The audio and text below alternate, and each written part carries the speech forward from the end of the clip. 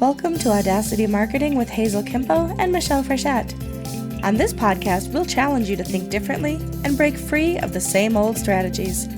We'll push you out of your comfort zone and encourage you to think outside the box. So take notes, make bold decisions, and be audacious.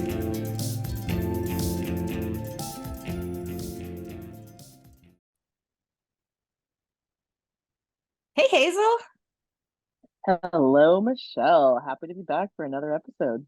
I know, it's exciting. We've both been incredibly busy, but it's nice to get back on a regular recording schedule with you, and always, as always, to see your smiling face.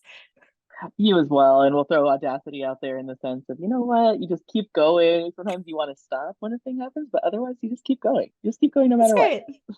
And one of the things that I love is that, like, when it's your own project, you can hit pause when you need Yes. to and come back, right? Because you have to do the things for your family, the things that make you money, and the things that are the fun things can be on pause and then come back when it's appropriate. And here we are. Oh, you're so mature. You're so mature.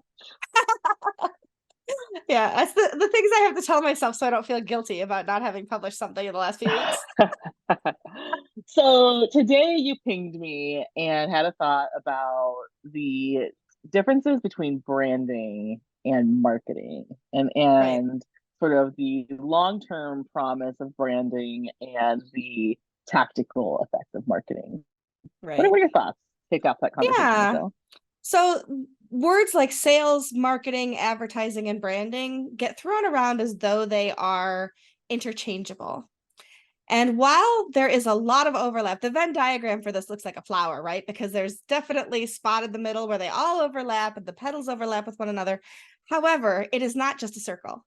It is several circles because while there is overlap, they are distinct from one another. So you could have an ad, right? You run an ad on Twitter, you run it, well, maybe not Twitter anymore. You run an ad on Facebook, Yeah. you run an ad in the newspaper, if those were still around. But you know what I'm trying to say. Hmm. Television Yes. ad, whatever. And you can connect an ROI to an ad. You can look at click-through rates. You can look at click to sales. You can look at those kinds of things for advertising. To some extent, depending on what you're selling and where you're selling it, an in-person event may or may not be tied to sales, right? Because it may also be a branding event. Yes. So, Right. for example, you are a sponsor at a WordCamp. The likelihood of seeing a huge spike in sales immediately after a WordCamp is not incredibly likely. You're not going to see this huge spike. You might see some increase, but it's not necessarily that your sales are tied to that event, because brand awareness and branding is very different than just direct sales and marketing. It's kind of all under that marketing umbrella, if you will, but sales, advertising, marketing, and branding are distinct, in my opinion. What do you think? I think so too. And I think when I think of branding, I think of it is the hardest thing to teach out of any of the skills because marketing, I can tell you exactly how to do marketing. Mm-hmm. Branding, as I teach people it and I'm teaching more and more people about it, it takes a level of self-awareness of understanding why you buy a thing whenever you buy a Mm-hmm. thing. Mm-hmm. And I promise you that it's often because of branding. There is this really strong thread of trust whenever you buy something. You bought it because it has a cool logo, and that cool logo hit in your mind because, oh, I could tell that they spent money on all of their branding and design and they cared about it. You're not thinking about that overtly, but secretly behind the scenes, that's what we care about marketing and branding. And it's funny, I actually think branding is the part that gives marketing a little bit of a bad name, right? Like it feels Yeah. sometimes it's like you're trying to mess with people's minds a bit with branding. I You mean, are doing some yeah, psychological tricks. um, but subtle I think they're warfare. totally different.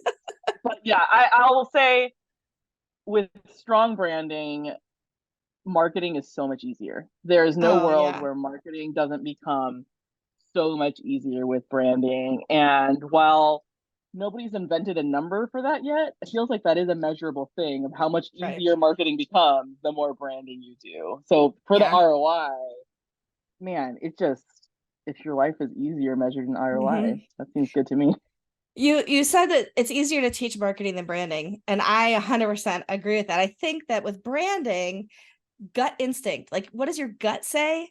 Has a lot to do with it, right? Like, you know your product or your service. You should know your audience. So what does your gut say is going to ring true with those people? Now, you can do things like some testing, right? You can do A/B testing. You can do focus groups. You could do surveys of your customers, and that does help you get to like a better understanding of your own brand as how it's perceived out in the wild and to civilians, if you will. But Yes. but it is hard to teach the brand aspect of it, because some of it, like I said, is just that gut instinct, like I'm gonna go for it. And like we said in the previous episodes, like sometimes you have to pivot, because sometimes, oh, I guess that was branding for me and not branding for my customers, or whatever, you know. And some of that's early stage, right? Early stage brand development, as opposed to how much branding does Coca-Cola still have to do, right? As opposed to direct marketing, because people pay money to advertise for them by buying all of their stuff, t-shirts, and like you think about Jeep, right? We talked about Jeep before. People buy Jeep Correct. stuff Yeah. crazy. If you love the Buffalo Bills, you own all of their jerseys, right? So people will pay you money to advertise for you if your branding is strong enough. And I think where small businesses get into trouble is especially when you're building, if people who are building a business where they've never been the customer of that business, Mm-hmm. because branding is all about the customer. And when you don't know the customer and you try to do branding, it feels dishonest, and it feels dishonest to you making it. It feels dishonest to the customer, and it doesn't land. And if I can say of any way of teaching it, I think that's the disconnect of people Mm-hmm. that, and it's not intentionally dishonest, but I think you don't have a true understanding of what your customer is looking for.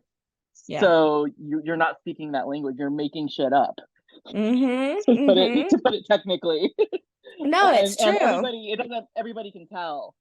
In marketing, it's just a tactic. You get by. Eventually, the numbers you'll make a sale. But that branding, if it doesn't pass the sniff test, like it's sort of like that uncanny valley. You know, people say when they see like Mm-hmm.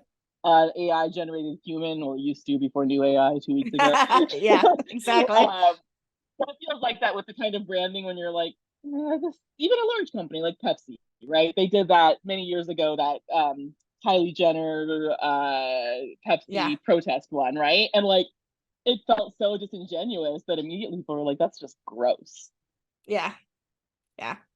Yeah, but it can backfire on you if you're not careful too. Right now, and you know, hopefully people will still be listening to this podcast and back listen to our back episodes years from now. But right now, there's a huge thing going on with a trans woman, Dylan Mulvaney, and Bud Light, and they did not create. As far as I could tell, they did not create every can to have Dylan's face on it. They created a specific set of cans and sent them to Dylan, who made a video about them.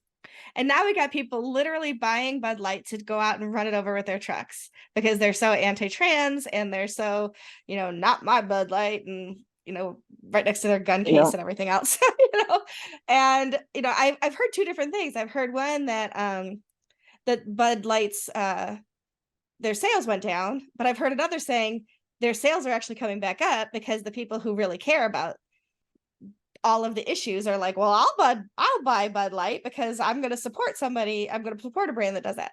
And that's what branding is, right? And so are you branding for your former customers who are fading away and dying out and that kind of thing? Or are you branding for the next generation and hoping to bring new people in? And there, I mean, that's an interesting thing to think about too, right?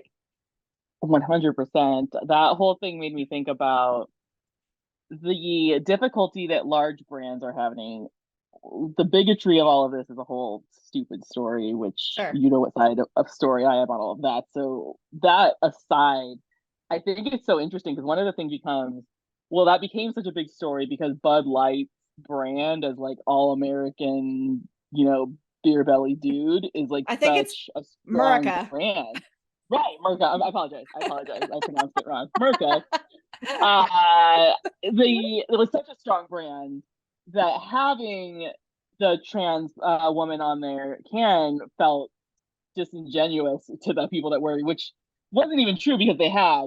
The point I'm trying to make, I think these large companies can't win today. There's no way you can. You're going No, to end up in I this agree. in today's world no matter what, which leads to a cool benefit for smaller companies and brands of the folks that we're talking to, because I think these really interesting branding niches that you can fall into Hmm. and not have to try to put your hands on every single base at the same time like a Budweiser does.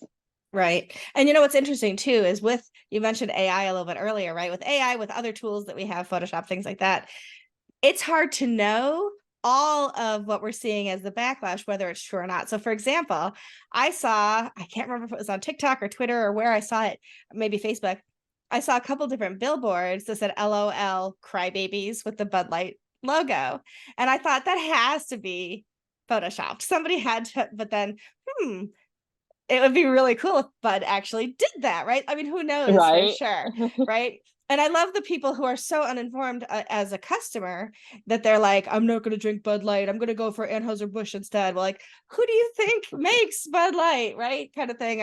Or the people that are like, I'm going to do Coors. Well, have you seen Coors Rainbows? Like Coors did a whole thing for the LGBTQ community. So Well, we'll talk about that from I'll get a little nerdy from a capitalist lens. The whole I love it. reason that that beer company does own all of the different ones is because of branding. Because they can sell the same product, beverages. I'll tell everybody my favorite. I don't know if I already said this on the podcast, but my favorite like way to study marketing is beverage marketing because it is pure marketing. There's nothing else you're selling. You're not selling me anything. You go look at a giant wall of water that is all just marketing. The same with beer, and they have all of these business lines because it's an exercise in branding. So I think it's really interesting to study beverage brands as a way of doing Absolutely. branding. They understand that better than anybody. Liquid Death is a good example. Exactly. Yeah. So it is interesting. And I love that there's always something happening in the media that we can point to with whatever our topic is. Well, Michelle, I have a question for you. What Uh-oh. have you seen or done recently that has been particularly audacious, either in your that you've seen around the marketing world or that you've done that you want to share Hmm. that you've done recently? Oh gosh. What have I done recently? I I can't think of anything off the top of my head. You go first while I think. I'm gonna go first. I've been really into this concept lately of build a list, work a list. I'm always into build a list, work a list. Like part of my marketing is like build a list of folks, reach out to those folks, whether it's sales or partnerships, generally partnerships on my lens. And the audacity that I have to reach out to some people that I've known business reaching out to, which is it always pays off every single time. Every single time I'm like, I'm gonna reach out to this person, even though they will probably never respond.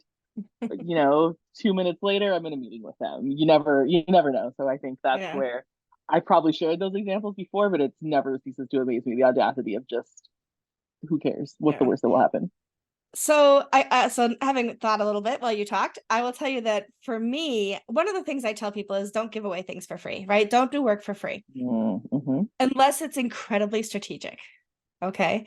Because I have done, and I mean, I'm the do as I say, not as I do girl, right? Because I volunteer and give away Uh-huh. so much Uh-huh. of myself, but it's also put me where I am in the community today. And I haven't, like, I won't say that it's all been strategic because a lot of it was like, oh wow, look where I am, right? Like happenstance and serendipity and whatever. And in retrospect, like, wow, I worked my way here, but I didn't see it in the moment. But I am doing something, taking on a new project, creating a new project for the WordPress community that is at this point a zero money maker unless I get some sponsors for it, which would be lovely. But I will be over the weekend creating WPSpeakers.com. And Oh, that is much needed. yeah, so as somebody who organizes not only WordCamps but my local meetup, constantly looking for speakers to come in and talk about topics because the 20 people in my room can't keep talking about the same topics over and over and over. And right now it's a virtual room anyway, so I could bring anybody from all over the world, and I have through the pandemic. But I'm starting to think like, gosh, who do I know that could do something? And if I just had a list of people that I could search, wow, wouldn't that be awesome? And so we have that a little bit with underrepresented in tech, but as specifically Yes, underrepresented folks, this would be specifically WordPress and anybody that wanted to speak publicly. I love it. I have one more question. Do Yeah, you think audacity is contagious? Because I kind of think it is. I have this idea that everybody should have a very audacious friend because I feel like audacity is very contagious. I think it is. I think that regardless of how contagious it may be, there's still a tipping point within each person that says it's okay to dip my toes into the Audacity world, right? So I was the kid who was afraid to dip her toes into the water when I was a kid. Ah, I did not even want to go to swimming lessons. We had a pool in our backyard. I did not want anything to do with it, right? Like, but there was a tipping point where sitting in the backyard listening to everybody else have fun in the pool meant I had to go to those swimming lessons because my mom wouldn't let me swim unless I had them, right? So there's that tipping point where you go, even though I'm afraid and it could be dangerous, I'm still going to do it and see what might happen. And it could be a little step, or it could be like a jump it in both feet, right? But I think that yes, I think that a lot of people won't even dip their toes into it without somebody else going, this is fun, right? yep. Come with me. So it definitely is contagious, but I also think that you have to swallow the fear and take that step into the At land some of point, Audacity. you have to. Yeah, good thoughts on that. I've been wondering Yeah. about that because I always feel especially audacious after I get a call off a call with you. I'm like, I'm gonna go conquer the world. Same. Absolutely. All right, Michelle. Awesome. Well, great chat about branding and marketing, and we look forward Yeah. to connecting next week. Yeah. We'll see what we come up with, but it's always going to be fun. Bye. Bye. This has been Michelle Rochette and Hazel Kimpo with Audacity Marketing. Dare to be different and dominate your market with Audacity.